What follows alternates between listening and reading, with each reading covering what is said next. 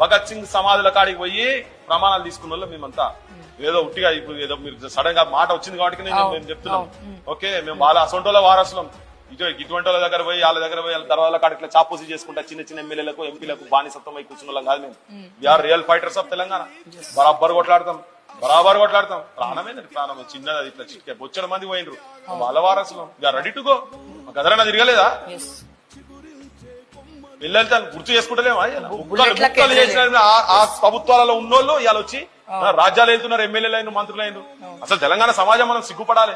ప్రత్యామ్నాయం లేక బరాబర్ ప్రత్యామ్నాయం కూడా తీసుకురావాల్సిన అవసరం ఉంది. తీసుకురావాలని రాజకీయపరమైన ప్రత్యామ్నాయం తెలంగాణకు రావాల్సిన అవసరం ఉంది. ఆత్మహత్యలు జరుగుతాయి ఎక్కడన్నా?